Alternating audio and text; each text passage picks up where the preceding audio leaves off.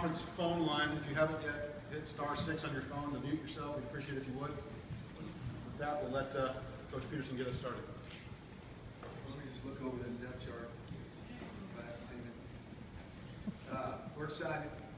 5 days.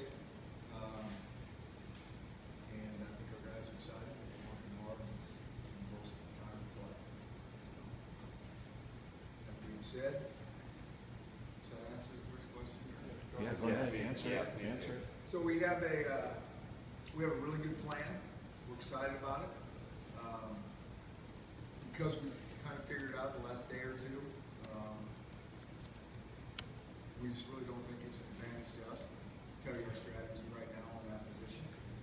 And so pretty much announced that starting quarterback game time. And we thought it helped us, or if it was 3 weeks ago or a month ago, but because it's been so late, I think that helps us a whole lot. So just show us the game and go with a plan. We do feel good about our plan. And we'll go from there. So you've named a starter, you just haven't announced it. Is that correct? Correct. And it's just one guy, there's not the 2 quarterbacks to be used. 2 quarterbacks good, 3 could be used. We like I said, we've been looking at this obviously since spring and every day since then, and analyzed every rep. And so we think we got a good plan going in this. I think we all feel good about it. And go and play and see what happens and make adjustments and go. But I think all the guys have done a really nice job of having and getting better from top to bottom. Really are proud of that. But like our whole team, it's work in progress, and it's going to continue to be work in progress. We don't expect anybody to be perfect out there. We do expect guys to improve, and there's a chance. You played quarterback, Coach. How hard is it to tell 2 other guys that they're not the starter? What was the reaction? Well, here's what I think is that it's hard at any position, but I also think we do that at every position. It's no different than the quarterback position, which I think is, maybe somewhat unique. I mean, we take time to make sure we talk to our guys and say, hey, here's what we see, you act, what you want, John, and this is what you need to do to improve your game. And so that's in all positions. And so we try to make a big deal about this is where you are, and nothing is set in stone. And we like competition to continue and just keep at it.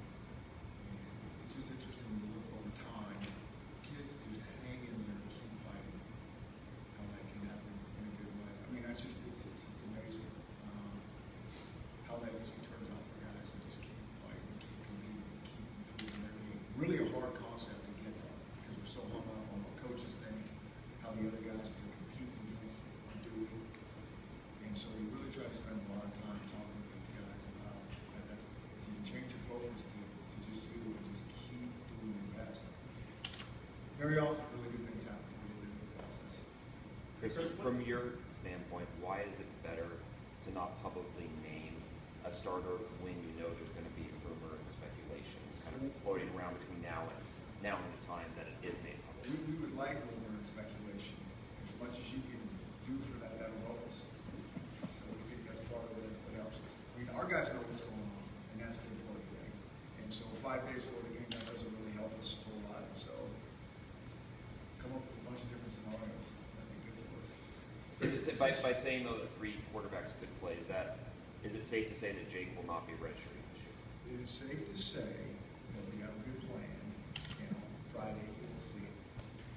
Chris, since you weren't able to name starter like at the beginning of camp, for instance, how much did this plan evolve over the course of the fall, depending on what you saw on the field and what you saw on the tape? Very much so. I mean, I think each day, what we did after a while was just try to back away from it and not talk about it every single day. Because there'd be kind of a string, and we're thinking, hey, maybe this would be the best plan, a string of a few days, and then a few more days go by, and so this could happen. So we've analyzed this thing ad nauseum, and I think at the end of the day, we just kind of all felt like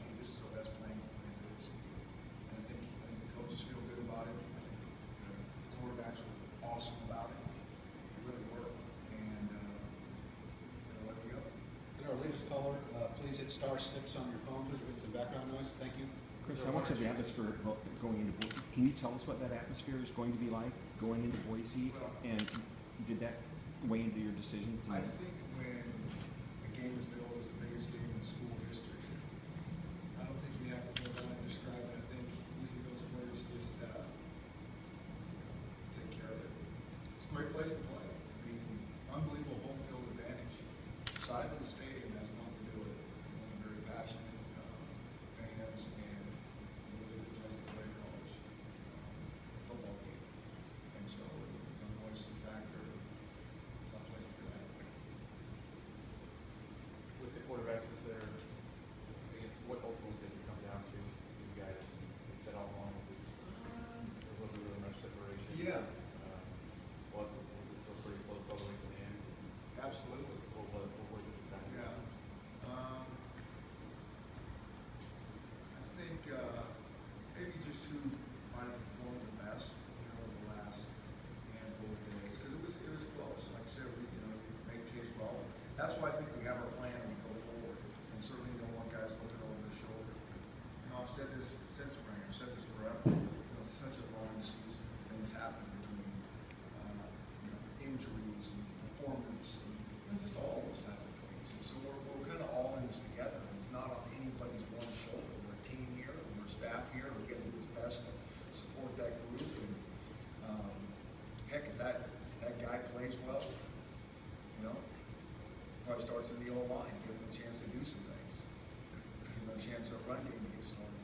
I mean, that guy gets a lot of arrows pointed at him, and sometimes unfairly, and sometimes rightly so. But it's the most scrutinized position out there, so you just kind of know how it goes. I asked you about this before. You've never had a true freshman before that. What is it about you?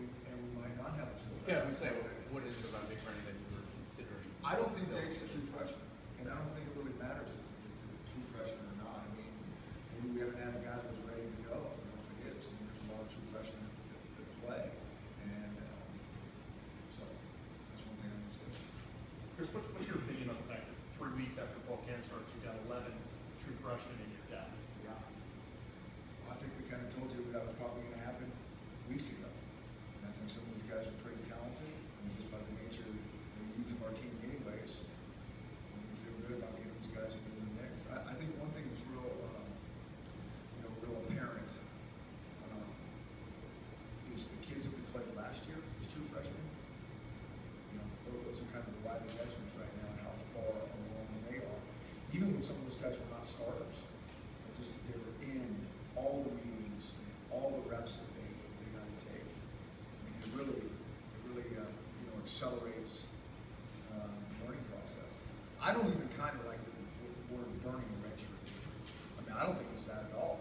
I think these kids want to play, they're excited to play, and that doesn't mean you got to be a starter to play as a freshman, because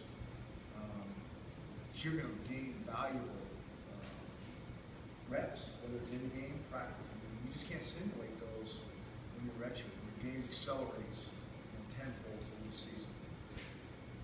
Now that the game's almost here, can you sort of give an assessment of where you think the team is and how you feel about the team continuing? Well, I think we need to go play. It's one of those things we're practicing a long time.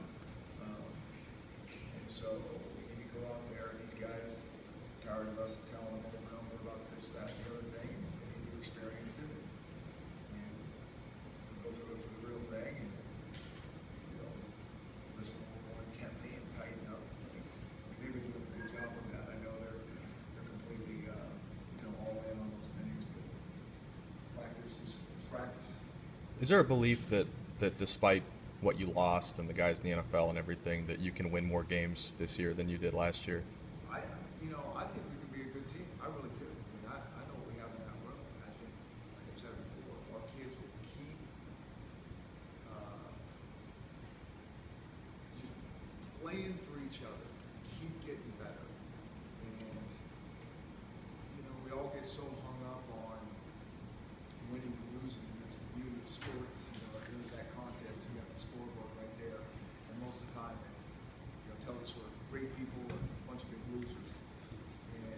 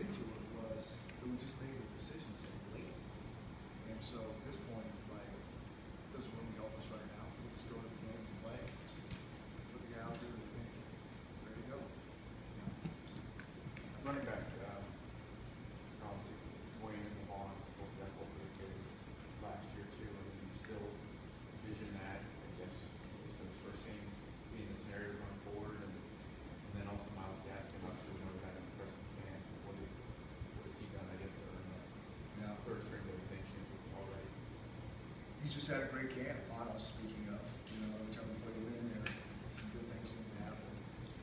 And, so he deserves to play. And those are guys that we saw in years. And then, another thing he said ad nauseum is how much depth we need at that position. And we have a little depth right now. We also know how fast we can change when we lose guys in special teams. Linebacker, running back type guys. And so, going into the season, we have a little bit of depth there. You talk a little bit about going back into Boise. I'm sure you know that personnel really, really well. That's got to help a little bit. Any idiosyncrasies about playing on that blue turf, knowing what to expect, and what kind of reception do you really expect going back there? You talking about from me? Yeah. I don't even think it. Yeah, I don't know what reception we're talking about. Those are the guys that play. So, and I think fans are fans. They're all about the Broncos. They're against Washington. That's what I expect. What was your other question? Just about, and their personnel really Yeah. well, and then playing on the blue turf. Is there anything your guys need to know about playing on blue turf? Yeah, it's exactly the same as playing on green turf. Exactly. That I know for 100%. And the personnel is really good. That's that's why they're ranked where they're ranked. It reminds me a little bit of us a few years ago. Now, all those guys, so many of those kids played as young guys, and now they're juniors and seniors. And we're very similar to play a bunch of those guys, which was a little bit uncommon for us over there at that time. And so those guys have played a lot of games and won a lot of games, and that gives you great confidence. Is that similarity to the 13 team you had over there, to the last team you had, or going back more? I don't know, because I'm not coaching this team. I just know that those guys have played a lot of games. They played as some young guys. A lot of those guys are key. There's more key guys over there that people are talking about. They played a lot of football now.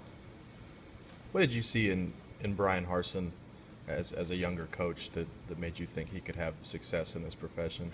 Yeah. And so I think he was over there when I first got there.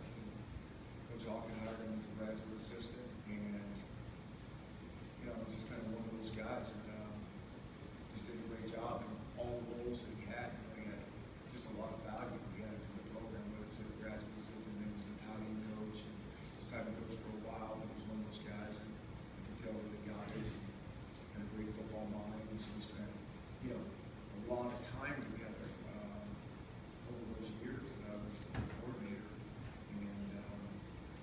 And we spent that much time, we started thinking alike and certain things, and you just get a feel for certain guys, have a good knack for this job we did. What do you think's been the real strength of your team during training camp? Pardon me? What has been the real strength of your team during training camp? Is any position or emerge that has kind of led the way? Yeah. I would really be able to answer that better in about 5.5 days. It's so hard when you're going against yourself, all the time. Is that really our strength, or what we're going against, is that our weakness a little bit? I think at times our defense has looked really, really good. But again, you play against your offense for a long time, and you start to, if you get them on something one time kind of bad, you get it fixed pretty quickly. But I'm anxious to see those guys play and hold up against pretty creative and explosive offense. Chris, is this a first for you in coaching that you're starting quarterback as a secret? I'm trying to think. Have you done this before? Probably. I don't know, the secret thing, we just think at this point it's just kind of the best for our program, just to move forward for this handful of days with less distractions. We think it'll create a little less distractions, and then after that game, maybe we talk about it. I'm sure we'll be talking about it all season long, every day we talk. But at this point, it just seems like the best thing to do. Yeah, looking forward. So I thinking back, I don't know, maybe when I was my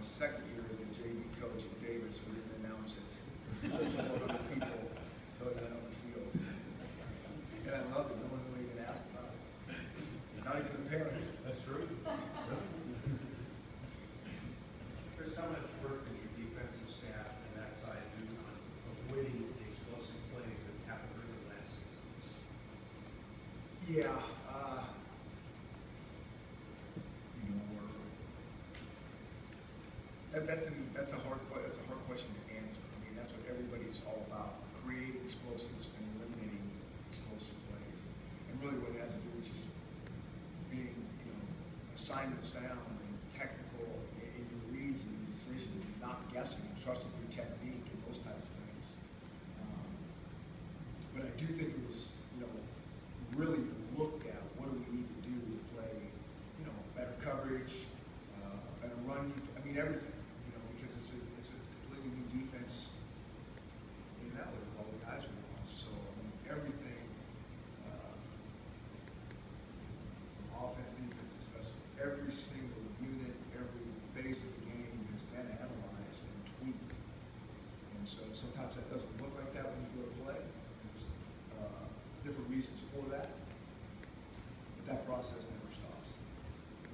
And usually if you get good at something, you got to try to stay one step ahead, because the opponent knows we need to eliminate this, these routes, these coverages, or whatever. Because whatever your weakness is this past week is going to be part of the package the next week. Remember that. Chris, when you guys wore blue at home, Yeah. does that create any issues for the opponent when the uniforms are the same colors for playing on, or is that just totally overblown? I think it's overblown.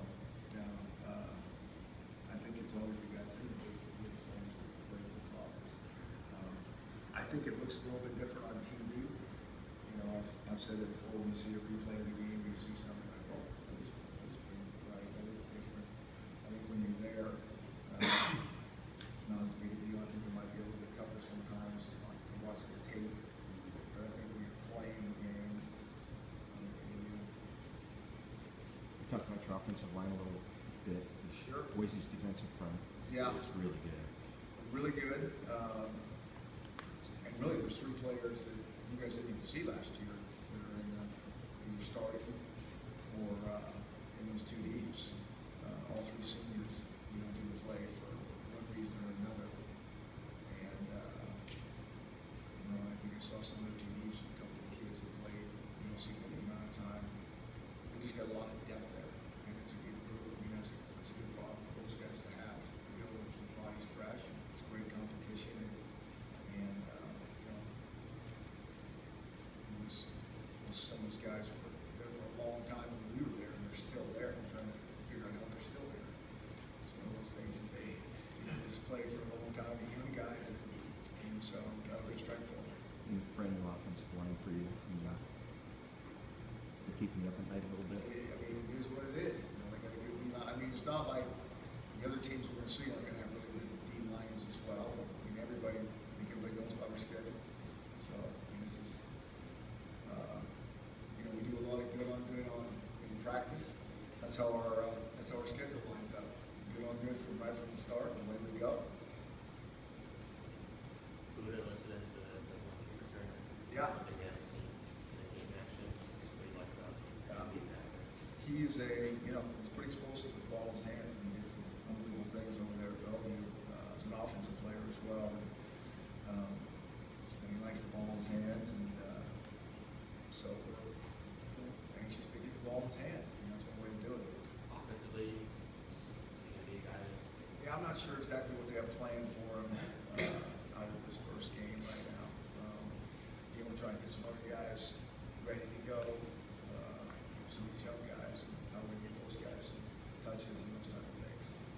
So, I mean, I suspect as the season goes on, he may do some things over there, but that's, you know, that's really Coach Smith's call.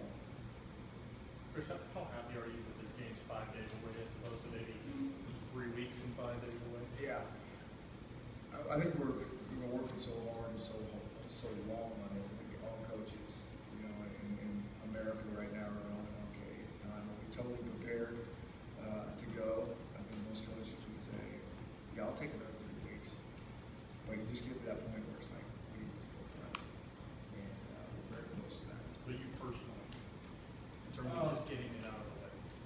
Yeah, I mean, you know, again, I don't want to wish this whole thing away. I mean, we only give so many games, and, you know, an opening game is always an exciting game for everybody involved. And so, you know, I'm trying to look at it in a real positive way. Playing a really good team, one of the great environment in college football. And so those are all good things, and let's go enjoy this thing. Jade, on making the number source, number one, is that a strategic at all, or is that just his personal preference? No, so that